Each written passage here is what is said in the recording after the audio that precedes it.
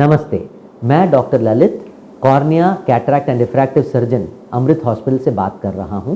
आज मैं आपको लेसिक सर्जरी के बारे में जानकारी देना चाहता हूं।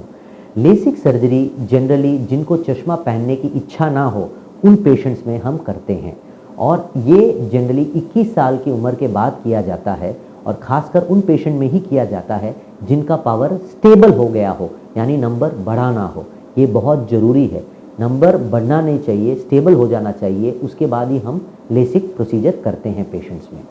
सो लेसिक सर्जरी करने के पहले कुछ टेस्ट करते हैं हम आँखों में। एक तो कॉर्नियल टोपोग्राफी टेस्ट बोला जाता है। इस कॉर्नियल टोपोग्राफी में हम आँख का पूरा नाप लेते हैं। आँख का पूरा नाप लेने के बाद ही हम इस कंक्लूजन पे आते हैं कि भाई हाँ, इस पेशेंट में हम लेज़र कर सकते हैं या नहीं है। दूसरा जो टेस्ट बहुत ज़रूरी होता है वो है पावर चेकअप। तो पावर भी अच्छी तरह करेक्टली चेक करते हैं। तीसरा रेटिना चेकअप। रेटिना यानी आँख का जो पर्दा होता है उसका भी बराबर जांच होना चाहिए। अगर उसमें कुछ खराबी हो तो पहले उसका इलाज किया जाता है और फिर लेज़र हम करते हैं।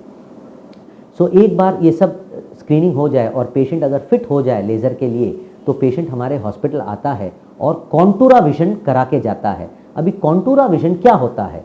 कॉन्टूरा विजन हम नॉर्मल लेज़र से अगर कंपेयर करें तो नॉर्मल लेज़र में खाली पावर का करेक्शन होता है, नंबर हटाया जाता है।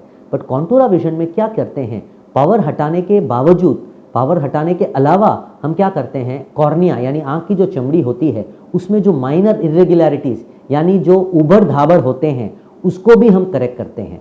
तो इससे क्या फ़ायदा होता है पेशेंट को हम 22,000 पॉइंट्स कॉर्निया में हम मेजर करते हैं। उनके जो उबड़ धाबड़ होते हैं उस सब पॉइंट्स को हम रेगुलराइज यानी स्मूथन करते हैं।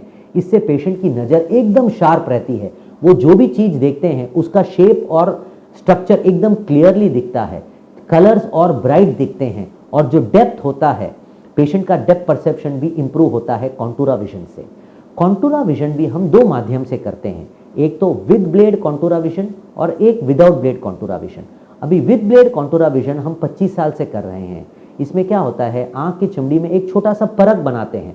ये परख दो तरीके से बना सकते हैं, एक तो एक ब्लेड यूज़ करके, दूसरा एक लेज़र यूज़ करके।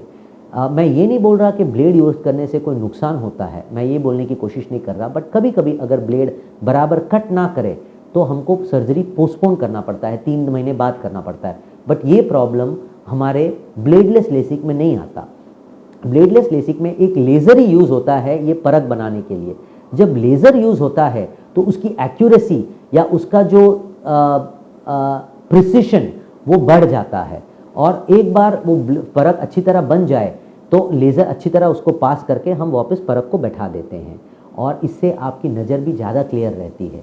सो डेफिनेटली ब्लेडलेस तरीके से कराने से सेफ्टी वाइज और क्वालिटी ऑफ विजन भी और अच्छी तरह क्लियर दिखती है और इससे कॉन्टूरा विजन का जो पूरा फ़ायदा पेशेंट को मिलता है। और सर्जरी के बाद पेशेंट 2 दिन घर पे रेस्ट लेके अपने काम पे लग सकता है, भले वो काम कोई भी हो, अगर वो कंप्यूटर पे काम करते हैं या बाहर घूमने का काम है या वो डॉक्टर भी हो जहाँ वो पेशेंट्स देखते हैं, सब काम 2 दिन माध्य 2 दिन रेस्ट लेके सब काम कर सकते हैं। और सर्जरी का टाइमिंग भी यूजली 15 से 20 मिनट लगता है और हॉस्पिटल में 2 घंटा पेशेंट को रुकना पड़ता है, उसके बाद आप जा सकते हैं। ऑपरेशन के बाद कुछ ड्रॉप्स डालने पड़ते हैं, अगर आप नियमित रूप पे ड्रॉप डालेंगे तो आपका हीलिंग बहुत फास्ट रहेगा और आपकी विजन भी बहुत जल्दी आ जाएगी।